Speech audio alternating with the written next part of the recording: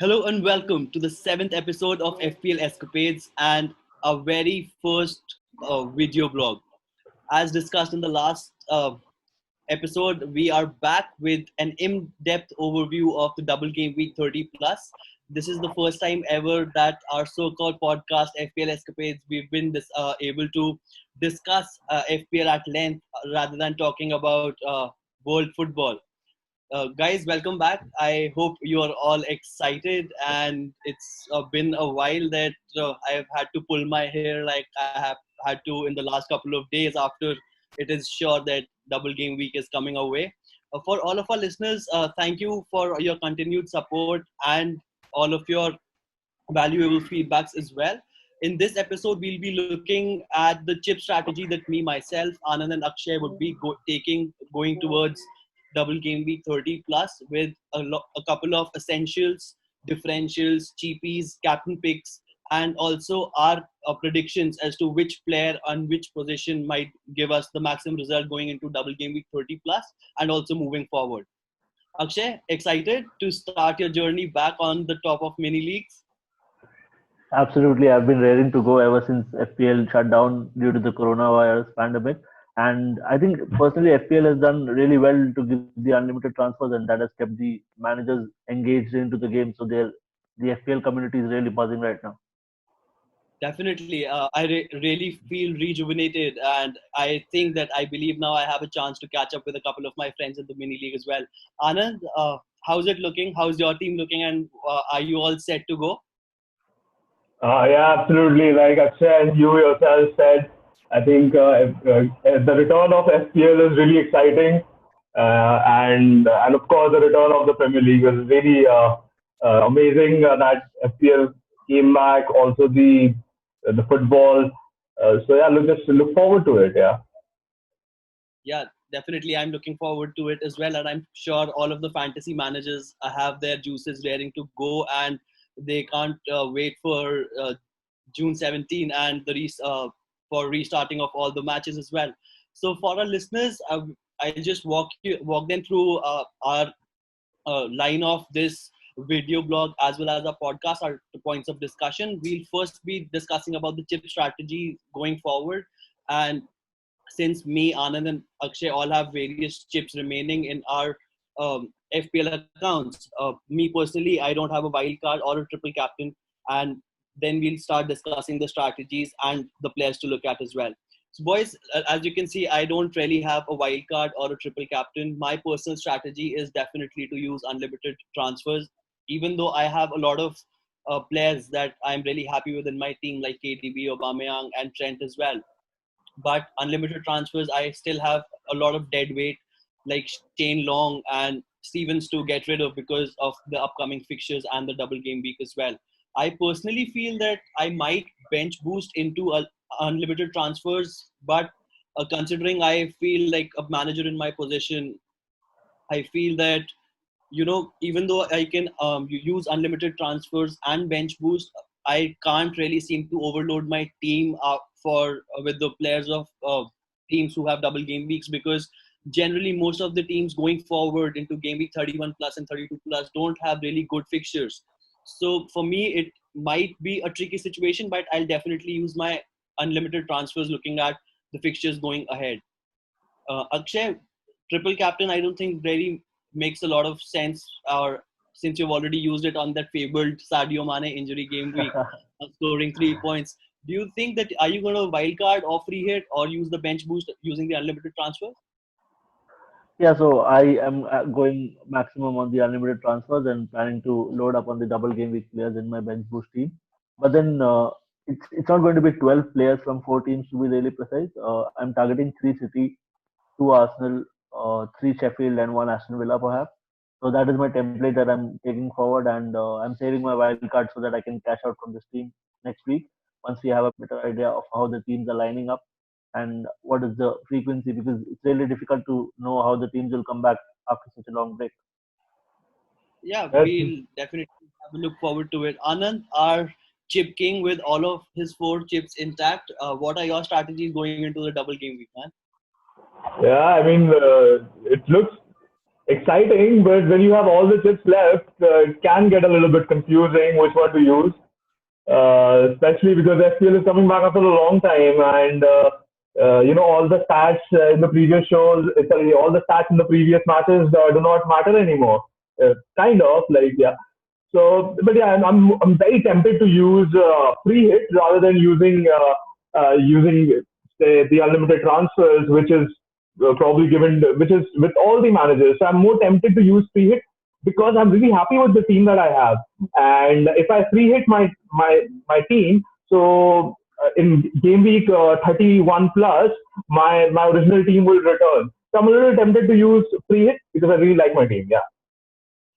Yeah, all of us going with different chip strategy, it seems. And yeah, definitely FPL is back, and all of our horses are now racing. That how to, how do you create your team? Which eye test do you use? Do you use statistics or something like that? But yeah, definitely great to know. And I'm sure that we'll have a lot of listeners who will be mixed up with a lot of chip strategies as well. So maybe we'll be able to provide them some clarity as well. Even though if I feel plan like bench boost, and I'm sure you guys as well. But definitely, if some team news or some news about injuries do come out, I think I might change my chip strategies as well. But yeah, definitely now moving forward to our essentials. These are the players that all the three of us feel are really great to have in your team, and should you as a manager should have in your team as well. Starting off with forwards. I personally own Aubameyang, and I had captained him and left him as captain before uh, game week 29 and 28 as well.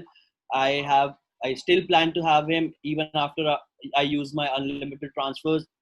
Captain armband, I'm not really sure, but his statistics and Arsenal fixtures do make a promising impact as well. And Aubameyang under Arteta has also performed really well and exceeded expectations. So I feel that Aubameyang might not get the captain armband, but definitely is going to stay in my team and definitely is a player to look forward to. Absolutely, you're right on that. And especially under Arteta, Arsenal looks like a different soul. And why I can tell you that is because, against United, although United has not been having the best of the seasons, but against United, Arsenal looked really nice, amazing. And since then, Arteta has done a good job with Arsenal. Yeah, so I do think that Oba is a great shout out, especially for because he has 2 game weeks. I think he's a great pick. And moving on, I think Vardy is the guy that I really wanted to talk a little bit about because Vardy has been firing all guns since the start of the season, and wherever Leicester is right now, it's probably due to Vardy. Also a little bit because of NDD, but yeah, because we are talking in terms of FPL. So in terms of FPL, Vardy has been firing all cylinders. His stats, his points per match, everything just adds on to his armors, and he's just a great pick. Nevertheless, even if there is no double game week, he's just a great pick for FPL. Yeah, I guess Aubameyang and Wadi are good choices, but my personal pick would be Aguero because purely for his class, he has represented City at the top level, won domestic titles, and scored goals. And FPL wise as well, despite his rotation risk with Gabriel Jesus going into a double game week, personally I do not own any of them right now, the three on the screen. So I do plan to own Aguero given the double game week, and I might even captain him. So let's see. That is an interesting point that you do not own any of these three personally. Like we are all aware about Anand Sindhu and Aguero's love affair and his 101 point game week. I was actually surprised, Anand, that you wanted to speak about Vardy and not Aguero, given your history between the two of you. But yeah, definitely we've put in some great points, and all the three of these players do make a real statement to be in a manager's team. Definitely, there are budget constraints as well. Like Yeah. Aguero, Young, and Vardy all are really expensive. So you might be able to own one maybe out of these three, but definitely all the three are definitely to look forward to. Just wanted to add a little bit. Although these three are like really essentials, but we have missed out on a couple of strikers like Jimenez and Ings. So Jimenez and Ings, they have really good fixture in game week 30 plus. So people who cannot afford double game week players, and if you want to have a good balance in the team, you can also have a look at Jimenez and the likes of Danny Ings because they have been having really great season. Plus, at the same time, like I said earlier, really good fixture as well for them. Danny Ings plays Norwich, while uh, uh, Jimenez is having a great game week against West Ham. Even Pukki, for that matter, can be looked into because Norwich is having a home game. Yeah, definitely good points as well. But I personally feel that Ings has had his green patch run of form already in the league. I believe that me and Akshay were talking about it yesterday as well. I think Danny Ing is now like fallen from FPL manager's grace as well. But while if you want to look at different other strikers, I think like looking at Spurs, Kane, Son, or maybe for that Rashford for that matter, because after Tottenham, United face a very decent run of fixtures, and the same is the case with United and Spurs, both of them. So you can definitely look at these as well. So yeah, now I think boys, we move on to now midfielders, where you get points for scoring, clean sheets. I think these are the fulcrum of any FPL manager's team, and if you get your midfielders nailed on, it'll be pretty amazing to see. Bruno Fernandes, for me, I again own him in my team already. He's really turned the way United have been playing under Ole after his inclusion for the 5 game weeks that he's played. And also yesterday in the practice match, he was able to convert one penalty when Rashford and Pogba were both on the field. So I think Ole is now steadily starting to trust Bruno with the spot kicks as well. So that really makes it an interesting pick. Yeah, and being a United fan myself, I definitely feel after Spurs, they have a really good run of fixtures, and I definitely would want to keep Bruno in my team. Akshay, you feel the same, or do you want to go over KDB or Salah, or maybe Bruno, all the three of them? So I actually have all the three of them right now, and but I might have to offload Salah if I plan to get in the likes of Aguero and cash in on the double game week, because I already have a triple on Liverpool, and I don't think that's a good way to go into the double game week because Liverpool are playing Merseyside derby, and despite them being successful in the Merseyside derby over the years, but you're not going in with a triple up, so I might have to offload Salah there and use his money to get in Aguero. I think Akshay has all three, and that's like such a nice thing at this moment. Um, but yeah, like set and forget player for the season, KDB, Kevin De Bruyne. Uh, plus the double game week. A lot of people are thinking about the home to captain, maybe Guerrero, maybe Oba. But this guy KDB, you can't just ignore him. And people who have paid miserably. So I mean, like really good essential picks, these guys.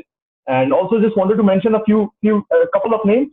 Although we haven't added the likes of Mane here, and we haven't added the likes of Jack Grealish. Do you want to talk about Jack Grealish as well? Can we consider him one of the essentials, especially keeping in mind the double game week is in place? I Aston think Villa, so because Megan is back, and that might spark Aston Villa because they're fighting for the relegation and they have a double game week as well. So Jack Grealish definitely he could be another essential. I personally don't really, fancy Aston Villa's fixtures. They're playing Chelsea as well, in addition to their first game against Sheffield United. Even though they're playing at home, Sheffield's defense, I feel, is, pretty nice, or you can say nasty for a team like Aston Villa. And I don't think they might score a lot. But definitely Jack Grealish, the way he plays does provide, that kind of a spark. He can score from anywhere. And as soon as he's in the final third, he can just pick up a spot and then hit a curler or a screamer. Definitely. Since you pointed Jack Grealish out, I would actually wanted to point out Son. We've not also included him. I personally, for me, I think that he's arguably the best player that Spurs have. People may argue that there's Harry Kane as well, but the kind of versatility that Son brings to Spurs is definitely something worthwhile to see. And also, I just read that he started all of the 11 matches under Mourinho when he was fit. So definitely, Mourinho might start him, but Mourinho also faces, this might be the first time when all of his star midfielders are actually fit. So yeah, definitely a lot to see, and the exact same reason we love FPL, boys. Yeah, Yeah, we were absolutely. talking about KDB. We were talking about KDB. So one thing that I wanted to state out is that his ownership is also a big concern.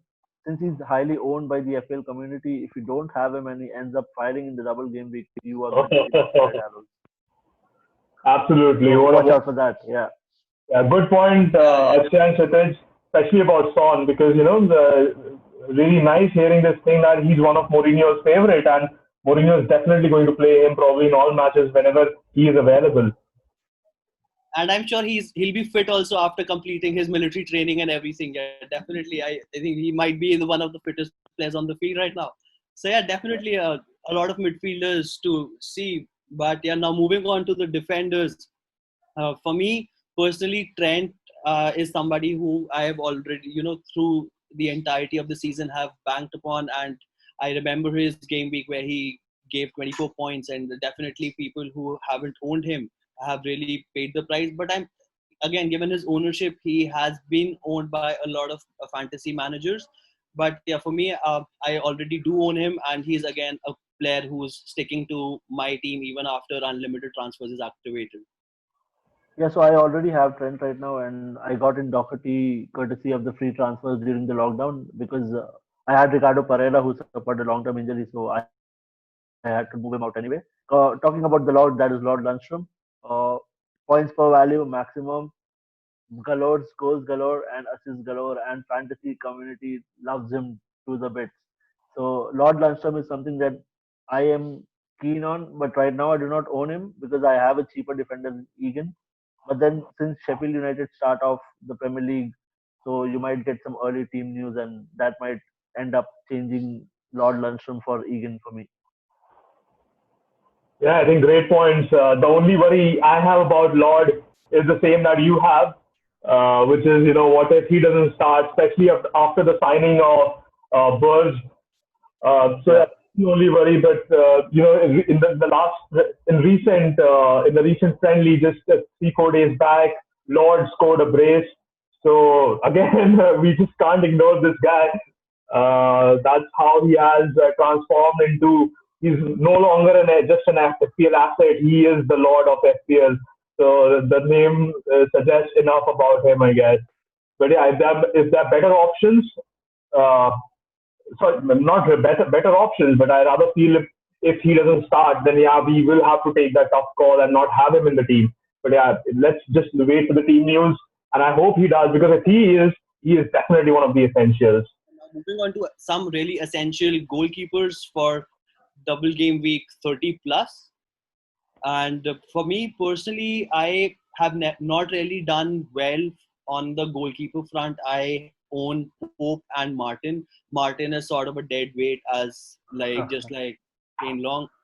But yeah, definitely I'm looking forward to getting in Leno and trying to find some price space in my defense or midfield to accommodate both Pope and Leno, so that going forward from double game week 30 plus, I have actually Burnley have decent run of fixtures as well, and Pope is somebody who you can trust as well. But yeah, Leno is somebody who I'm looking at because of the double game week. If you take out the double game week from the picture, I believe that I would have rather gone with Henderson. Yeah, I think I'll have to go with you on Leno because I already own Henderson, and Henderson is a little expensive for the goalkeeper bracket for me. Despite Laporte being back, like that's a massive factor for Man City because Laporte is back, and that might spark up clean sheets and wins for City. So Ederson might get you the odd clean sheet here and there.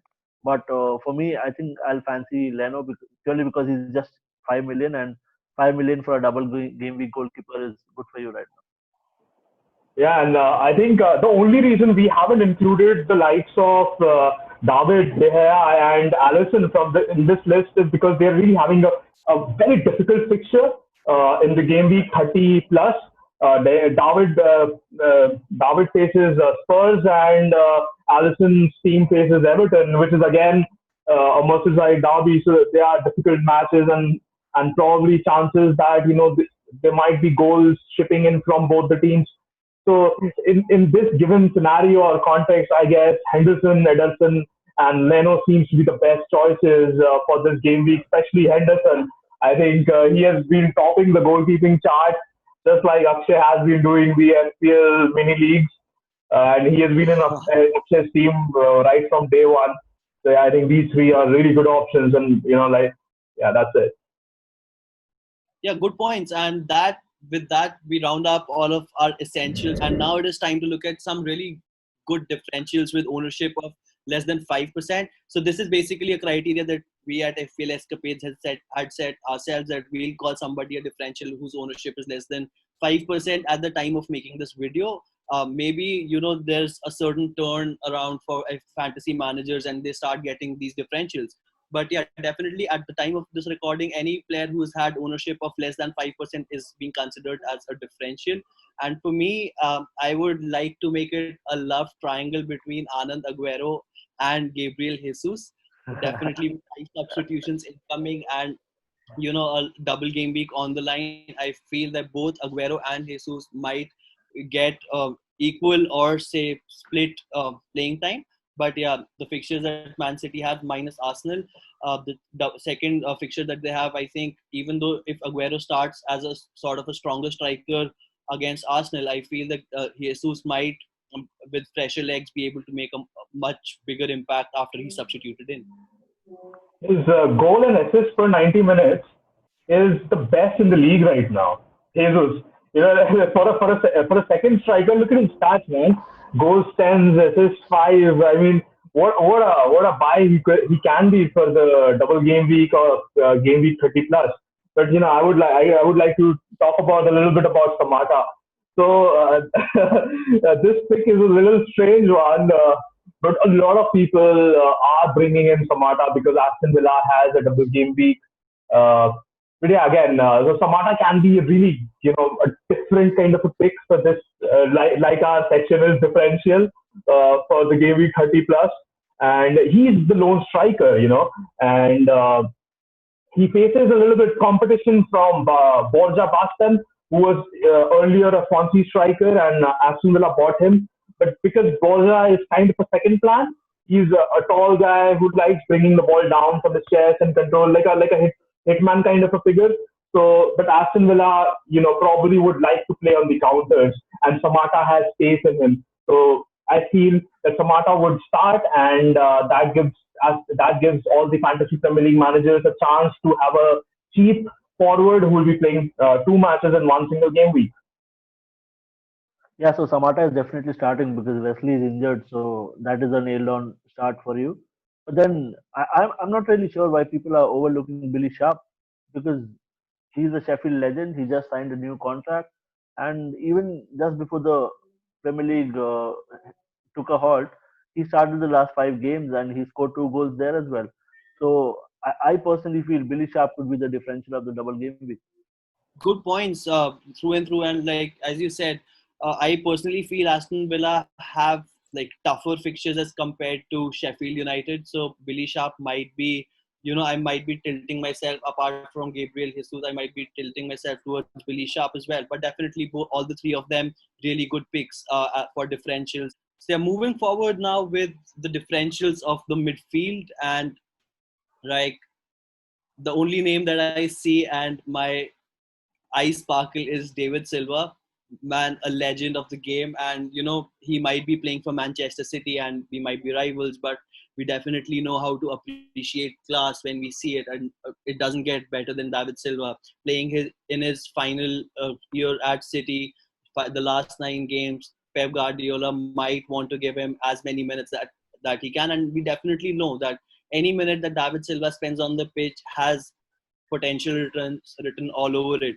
So for me, Big just I just might want to get that my team from somewhere, but yeah, seeing him in and the ownership of 4.2 right now, it just makes my eyes sparkle and my mind tickle that he's somebody who I need in my team right now. I think he deserves a fitting farewell from Manchester City after having given the service to the club, won multiple Premier League titles, and his partnership with Kevin De Bruyne has been amazing for the Premier League as a generation. And 4.2% is really low because his minutes might not be certain, but then given that there are only 9 games in his City career, I think Pep Guardiola will definitely give him the start for the first game. And if he's starting, you might want to have him because he's a cheap way into that City midfield, given that Sterling and Sane, Sane and Mahrez are another, like, that's a massive doubt because you do not know whether they'll start or not. And Sterling is more certain there. So considering the price difference between Sterling and David Silva, if you want a cheap entry into the City midfield, he could be a really good option. I just wanted to add on the Silva bit a little bit because hats off to this guy. Just he deserves a nice farewell. Although he didn't start the last two matches before the lockdown happened, but again, like Kshitij as well, the moment he plays, there are FPL points coming in. Uh, I just wanted to talk a little bit about Barnes. Again, Leicester, Barnes as an under 23 player has run the most with the ball in the opposition half. So that's a stat that I really looked keenly I on. think you already own Barnes, right, Anand? Yeah, I already own Paul, so that gives me some more points to do some extra research on him. But honestly speaking, he's run the most as an under 23 player in the world, or rather Europe.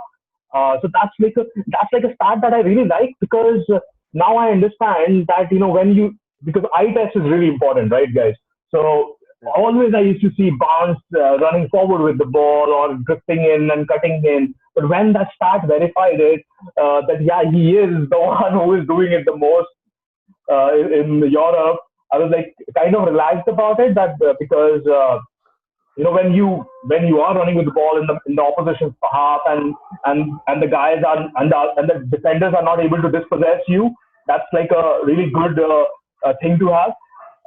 So yeah, I think Pans could be, but only if you have him in your team. Otherwise, rather go with players who have double game week, who have potential in the double game week, who are from the double game week teams. Yeah, But Leicester do face Watford, which kind of is a nice fixture. And like for managers like me who are not, doubling down on the unlimited transfers for the double game week teams, I feel that Barnes is actually a pretty good uh, eye test, a player who passes the eye test. And as Anand said, his goals and assists are almost as comparable to David Silva.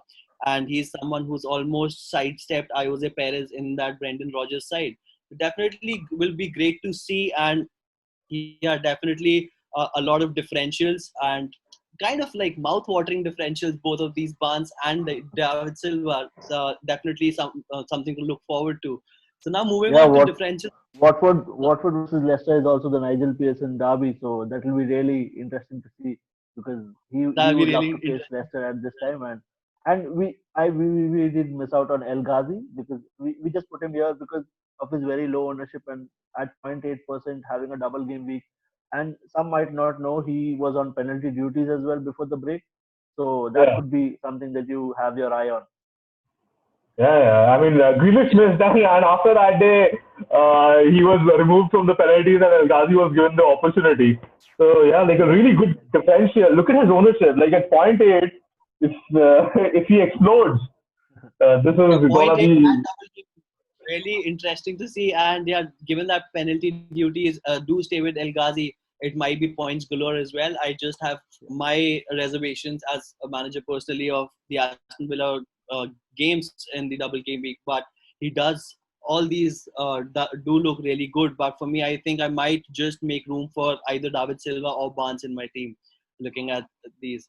So now we move on to the defenders, boys. The differentials and defenders, wherein yeah, Akshay, your boy Marcus Alonso, really running down the wing on free kick duties.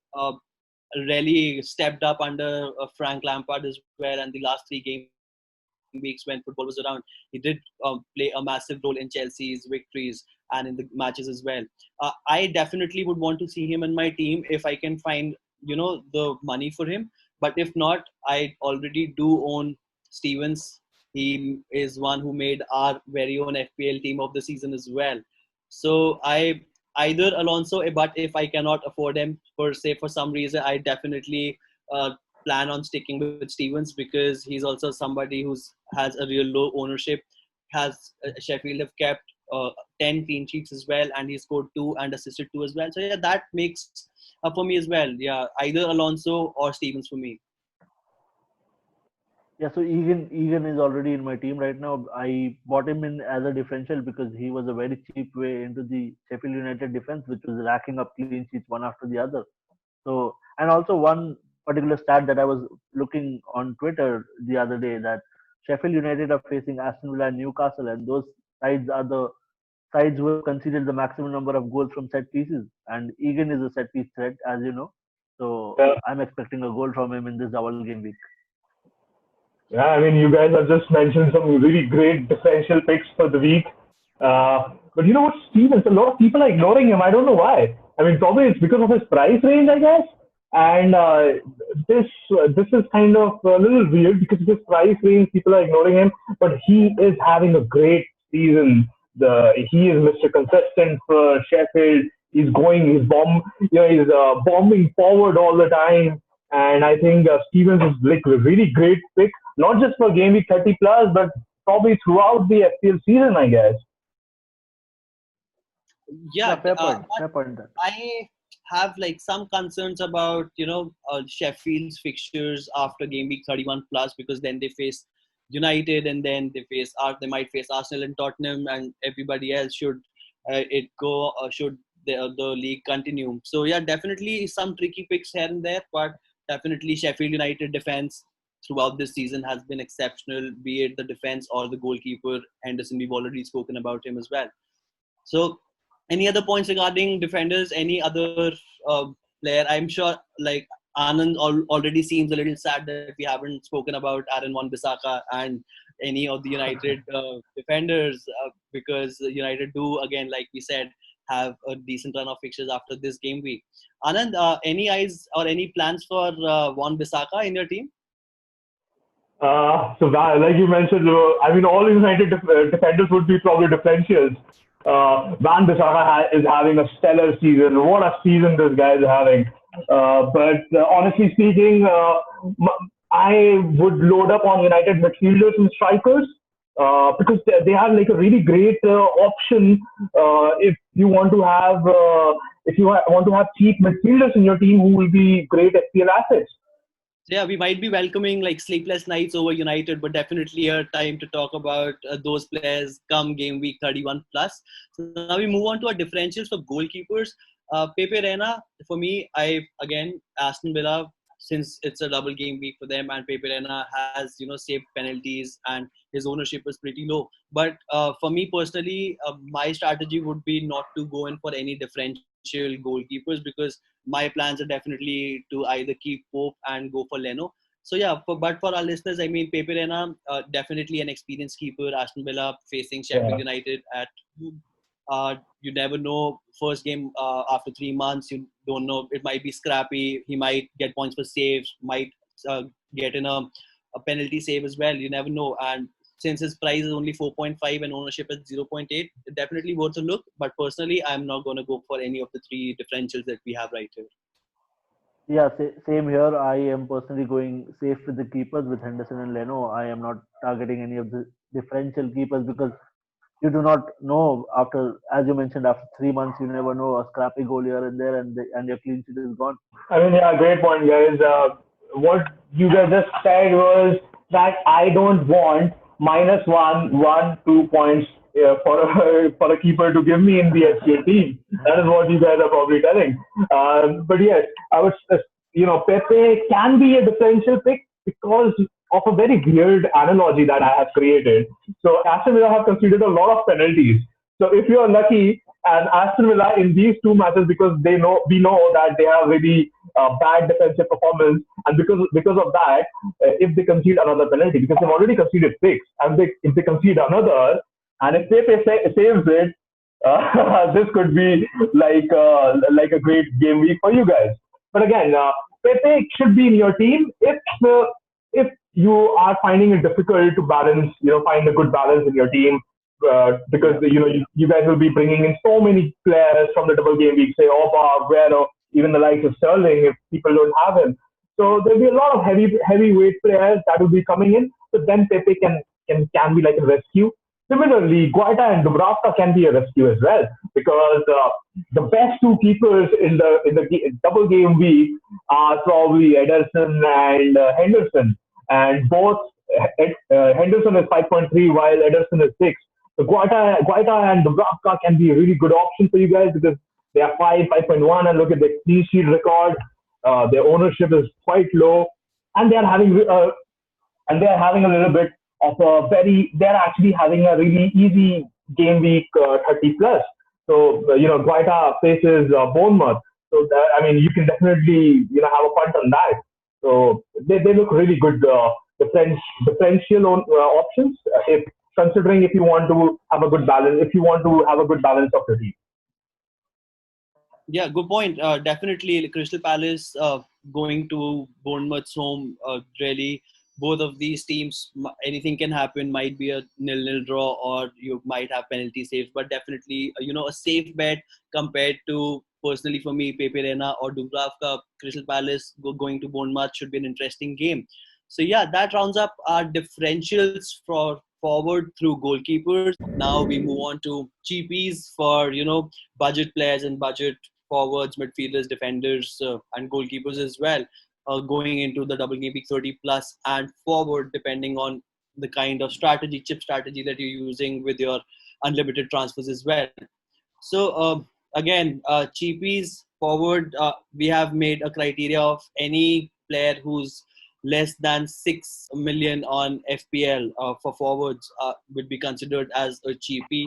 And again, I look at this table, I see Mason Greenwood, my eyes light up again. I mean, what a season and what a breakthrough performance he's had. No weak foots left, right, and he's definitely. I sort of get like RVP-esque feelings from him. The way he uses his left foot. Definitely going forward after Spurs, and once we are clear how Ole wants to line up his team, given that he's already been a part of a practice match for United as well, might be a really good option. And if his minutes are guaranteed against Spurs and he puts in a good performance, he might play alongside Rashford, Martial, who you never know. So for me, my pick out of these three and in general, Mason Greenwood is definitely a cheapie worth considering for and sort of guaranteed returns as well. Yeah, I think Eddie Nketiah from Arsenal could be an interesting option because he's not a familiar face, not a popular choice in the FPL family.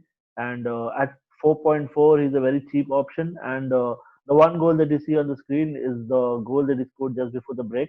So he was getting a lot of minutes before the break under Arteta. And even recently, when Arsenal have been playing friendlies behind closed doors, so Nketiah has been getting a lot of minutes, and that could be a sign that he might be starting up front alongside Aubameyang rather than Lacazette. So that could be a cheap option. And coming to McBurney, so McBurney is solely for the fact that he has a double game week, and there are high chances that he might start alongside Billy Sharp. So that is the word around the Sheffield United fan base. Yeah, I mean, really great point regarding McBurney because he's been known to, score in big matches, even scored against United. And just wanted to add a little bit on Greenwood. So Greenwood, I heard Ollie saying once that they don't know what is his stronger foot.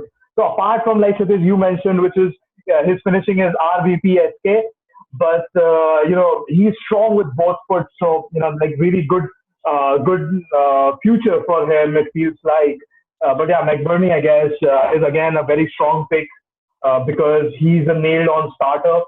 And so yeah, these are really good picks as cheapies if again you want to utilize the funds in some other departments in your FPL team. Yeah, definitely. And I think like all of these players might only come in handy once we have our nailed on, point providers set in our fantasy team. And definitely for any manager looking at budget options, all the three of them provide definitely firepower right up front. And given the fixtures of all these teams, Greenwood, okay, Spurs might be a tricky game, but definitely moving forward right till the end of season might be a very good choice for third forward. Same with McBurney and Nketiah as well. And that with that, we round up our cheapies forwards. Now moving on to the midfielders with the same price bracket, anyone less than 6 million at the time of recording. But I feel that the prices have been frozen, so the prices might not change according to the rules Yeah, of FPL. it won't change. And Yeah, yeah. yeah, and now when I look at midfielders, see Saka and Cantwell. I own both of them, but definitely Cantwell is a good option. He's generally been on my bench, which has made me to lose out on a couple of points when he's returned. But definitely my pick out of these three will be Saka. Saka before the coronavirus pandemic and the break hit, he was a part of 6 games. For Arteta's side, and providing 3 assists, and he was in my team for I think all 5 games if I'm not wrong, and definitely he's provided me with a lot of return. He might be able to make it as my fifth midfielder. I'm not really sure right now, but yeah, given these three cheapies and like really uh, goals and assists galore amongst all of them, I definitely would like to go ahead with Saka. Yeah, so Fleck is the midfielder that I brought in during the free transfers. I had Cantwell before the break, but I switched him with Fleck because he had a game in hand and I had that in mind. I did not know that the FPL will resume with the double game week, so that is a very good thing for me because I'm not going to remove Fleck right now. And talking about Fleck, he has a fixture against Aston Villa, so in the reverse fixture, he scored a brace, if people remember. That could be something to keep in mind. And also, he's on set piece duties. He takes one side of the corners, if I'm not wrong, the other belonging to Oliver Norwood. And they also share free kicks from short and long distances. So he could be at the end of the assist category. Because Saints are traveling and Norwich is are hosting them. So I think Cantwell is like a really good option for this week, even if Saka and Fleck has a double game week. But while with coming back to Sheffield, what I personally feel is, and according to stats as well, Sheffield are really good defensively, but while attacking, uh, we haven't seen a lot of goals coming from them. So even if it's a double game week, we might probably, Cantwell might be a slightly better option because we know about Norwich and about how they like attacking.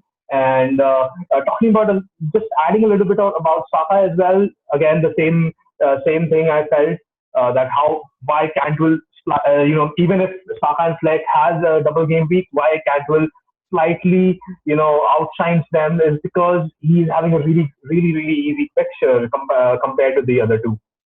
Cantwell in his last 8 game weeks has not provided any return. His last return that he actually provided was in game week 21 against Crystal Palace, where he scored a goal. And since then, he's not been involved in either a goal or an assist. So for me, that is kind of a yellow flag, and I might be happy to leave him on my bench should he be able to make my team going forward. But yeah, definitely really good picks. And Fleck, a real shout out to Sheffield United, apart from somebody from their defense or the goalkeepers. And talking about defenders, now we move on to cheapies for the defensive position. And here we are considering anyone who's priced less than 5 million on FPL. And yeah, see, like I was talking about the defensive line of Sheffield United, we have two Sheffield United players here as well. But my pick out of these three will be Soyuncu, because I personally feel that in Leicester he's a pretty good defender, and he also made my personal FPL team of the season as well. So yeah, I'll stand by him with a goal and assist and 10 clean sheets, and cheapest out of the three. So yeah, definitely Soyuncu is somebody might look at as my fourth I wanted defender. to add one thing. Sorry, everybody. The price of Basham is not 4.9, it's 4.6. There is a swap in that. Please keep that in mind. Yeah, so Inch has had an amazing season for Leicester, and as you can see in the clean sheet column, they have 10 clean sheets each. And Sheffield United, they've given you points from defensive options in Basham, O'Connell, Egan, and the likes.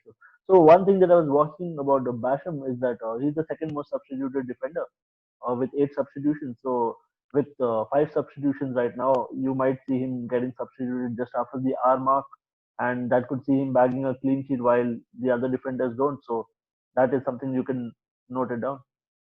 Yeah, that is really interesting because the point that you made, while O'Connell is having a great season as well, just like all the Sheffield United players, I believe, and because he's in that bracket 4.7, and we've already mentioned about Lundstrom in essential and Egan in differential.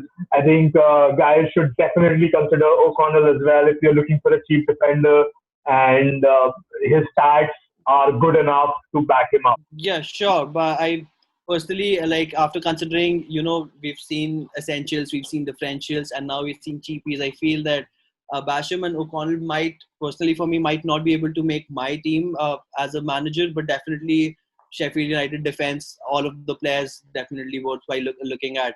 Absolutely. That that rounds up our defender cheapies, and now we move on to a final section of the goalkeepers. And definitely my pick is Nick Pope. As I've already mentioned, that I already planned pairing him up with the Leno for the double game week, but I might get him back after game week 31 plus, or when Burnley have a green patch of fixtures. Pope, 4.9, a little on the expensive side for a cheapy goalkeeper who you might not play regularly, but definitely has the highest clean sheets, has one penalty saved as well. So definitely he's my pick, and I'm definitely trying to pair him up with Leno going forward. But it's like a really good shout. But do you fancy him against City? No, not in this game week. No, for double game week 30 plus, I'm definitely benching him and getting Leno. Uh, Leno City might be a tricky fixture again, like we've already discussed. It's all about the previous statistics and the eye tests which players might have passed. But definitely Arsenal might be playing City in their first game for the double game week, but definitely like Burnley, I'm not really sure. And Leno, that's like the law of probabilities. You play more minutes, you tend to give more points, kind of a thing. So Burnley might concede. Not really sure, but definitely that is my reason behind starting Leno instead of Pope for double game week 30 plus. Yeah, I agree with you on that because So City might be coming with all guns blazing. yeah, absolutely. And Nick Pope is going to be my set and forget keeper after this game week. That is what I have in mind because I'm planning to use my wildcard next week. So you want to have a keeper and you can keep him for the end of the season because you do not want to shuffle along with keepers because you only have one transfer per week, unlike Bundesliga fantasy. And talking about cheapies in keepers, we also have the options of Tim Krul and Ramsdale because Bournemouth and Norwich have given the odd clean sheets here and there, and Krul has saved two penalties as well, as you can see. So that could be a added bonus for you. Another notable mention I wanted to add here was McCarthy. So like Krul is facing Southampton. Southampton are facing Norwich, and we all know that this is a massive opportunity for both the teams to probably get a clean sheet. Yeah, definitely. And like putting things into perspective, now I feel that Pope and Leno both facing City in the same game week. Tim Krul also, the penalty saver master as well. So you never know. And as Anand, you rightly pointed out, McCarthy might also be a cheap option. But yeah, as I think like Pope for me might be the get and forget keeper. Might bench him this game week. Definitely will include him Absolutely. moving forward. Burnley's fixture after this game week are really good as well. This is like a really good shout out for all the fantasy managers. Keep an eye on him before he becomes 5.1 or whatever. This is the right time for you to get him in your team.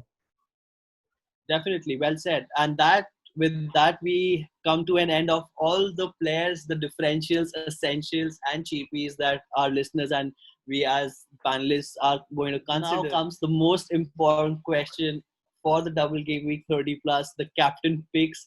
I personally have been really silent about KDB this entire episode because I did not really want to let out all my chips out right at the beginning, but definitely as Anand pointed out while we were talking about essential midfielders, KDB definitely is a great option. He's highest assists, and again, he's pretty much like David Silva. Any minute that he spends on the pitch has that platter served ball written all over it. Definitely, he does provide the ball to Aguero and Sterling and Jesus. But yeah, if City get a clean sheet, I have like one additional point as well. So presently, at this point in time, I'm definitely trying to go with KDB as my I captainship. have mentioned Aguero there, but I might also end up joining the KDB train because KDB has been a loyal entry into my team ever since the FPL started this season, and his performances have delivered for me every game week. So KDB is someone I might end up captaining because I already own him. And as I spoke about his ownership earlier, so in this game week where you have a double game week, the captain pick makes it even more important because since you are playing two games and you end up doubling that score as well. So if he ends up scoring in even one game, that would be a great score for him. Yeah, absolutely great point, guys. Because also about KDB, like Kshitij has already decided to put him as a captain, and Akshay is already pondering about it. I feel that it's a great pick, guys, KDB, because of two reasons. Number one, he is probably the first man on Pep's starting 11 alongside Laporte, I guess, or Ederson, because whenever KDB hasn't played this season, City have missed it. KDB didn't play against Norwich, and guess what? City lost that match against Norwich, guys. So these are the these. This is what is at stake, and what how KDB really matters to City and Guardiola. Also in the reverse fixture, City against Arsenal in the last match, KDB scored a brace, and KDB again faces Arsenal in game week 30 plus. So that is again a really great point. While Aguero, Jesus, we all know rotation is imminent, or probably, maybe one striker might get less minutes and all. But I think with KDB, you feel that it's really a good pick. But why I'm going with Aguero, the reason is he is Mr. Explosive. I had him when I scored 101 points, and I really don't want to miss out that opportunity once again. Uh, so, in cricket we call Rohit Sharma the hitman. So, like if I score again, probably I'm gonna be the FPL hitman. Definitely saw that coming given the love story that we've already mentioned about Aguero and Anand and his 101-point game week as well.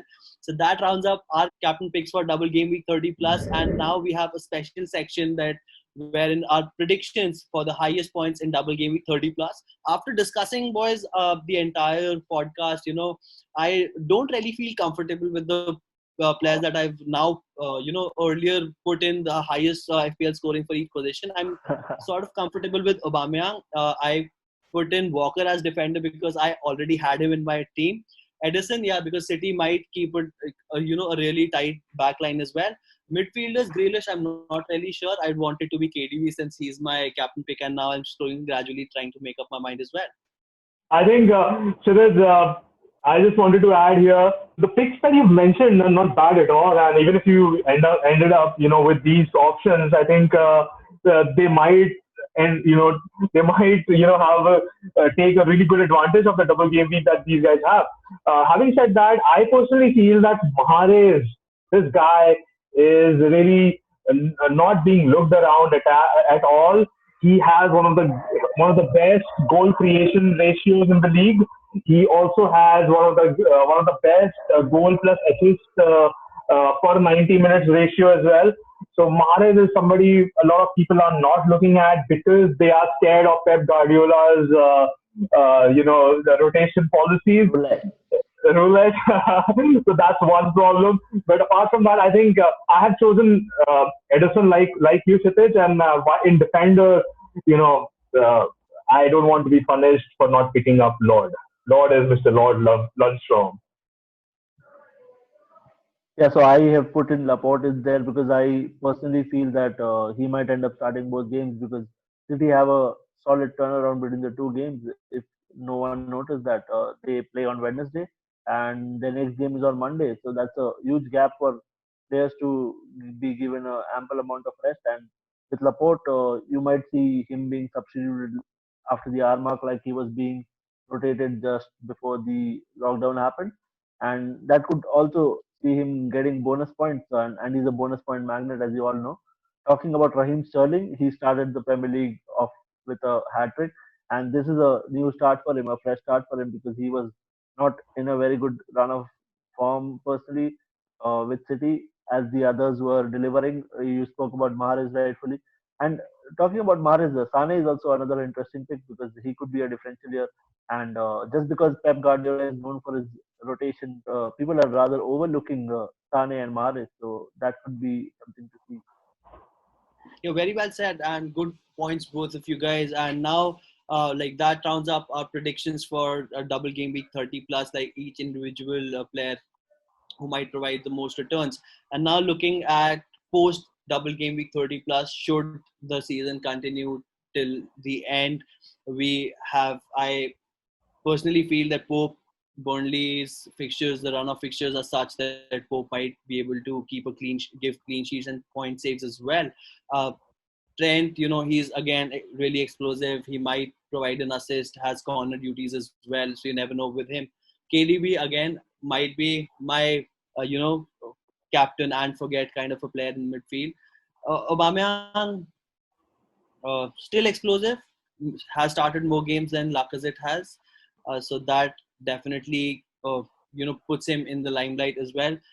Really apologetic to all the Manchester United fans out there for not keeping any United player in these predictions, but yeah, definitely I don't want my predictions to be overshadowed by the love for United. But I see that Anand and Akshay, you both have a lot. Anand has the entire United squad going forward. It's Manchester United fanboyism all over. You can see Probably if that. there was another, probably if there was another option, say winger, I would have added Martial in it. Yeah, sounds good, No, man. ideally, when you talk about highest points over a span of game weeks, you would always want to name Liverpool players. But just want to point that out to our listeners that since we have not included Liverpool players, it does not mean that you can just neglect them because. And the reason that we have not put them in is because once they have already sealed the title, which will be the very next game as well, so there will be a lot of rotation because Klopp would want to get his side fit and ready for the next season, and he has a lot of players who have deserved chances and they have not been given the right amount of chances. So that could end up distributing the points among the Liverpool players. So that is why we have not put them in here. And Doherty, he was in a rich vein of form before the break. He scored 40 points, if I'm not wrong, in 5 game weeks. That is 8 per game, and you cannot ask for any more. Yeah, I think great picks, great shout out, guys. My reason for picking up United players again, just just looking at the fixtures, and United will be playing for everything. Maguire was one of the best. One of the best guys, if you remember, last season as well, from FPL perspective as well, because he is really lethal when it comes to scoring from set pieces. So Maguire, that's one reason. But yeah, I'm contemplating on the defenders pick here. I was thinking like United has a lot to play, for the Champions League spots and all. Similarly, even Chelsea has a lot to play, and probably Maguire can be number second to Alonso. Could be like that. So that is where I'm a little bit confused whether it be Maguire or Alonso. But overall, I think uh, the main reason why I'm going forward for this is because of United's fixture, and they have everything to play for. 100% everything to play for, and very good point that Ole would be going out all guns blazing with all of his squad ready and ready to go with Paul Pogba, Bruno, everybody back, Marcus Rashford now fit. So really interesting points all in all for double game week and post double game week 30 as well. And now it is time to actually call this an episode, boys. It is time to log into your FPL accounts and start your chip strategies with the unlimited transfers. We'd love to hear from our listeners. What would they think about our predictions and the differential, essentials, and cheapies as well? Do write into us at fplescapades@gmail.com. Definitely give us a shout out and follow on Instagram and Twitter at FPL Escapades. You can follow me, Anand, and Akshay on Twitter and Instagram. Our handles are in the description. If you're listening to this episode as a podcast, definitely please share and follow us on Spotify and Apple iTunes, wherever you get your podcast from. If you're watching us on YouTube, please be kind. This is a very first video. We're still in quarantine. We're at 3 different locations. We're trying to bring you the best content to our own abilities, and definitely we promise to get better. Any closing points, guys, before we call it a day? Oh, nothing much. Just best of luck to all the FPL managers, and I just hope I see a green arrow. Definitely. May the arrows be green. We have massively missed those green arrows because we've only been seeing 0 points here every game week during the lockdown. So you want to see those green arrows again. Bring it on. Yes, definitely, definitely. It's a pleasure connecting with you boys again. And to all Absolutely. of our listeners, thank you so much for your continued support and all of the feedback, valuable feedback that you provide us with. We hopefully do justice to your Double Gameweek 30 plus, and you have some really positive takeaways for your team from this episode. That's all for the 7th episode. Thank you for listening. Have a good one.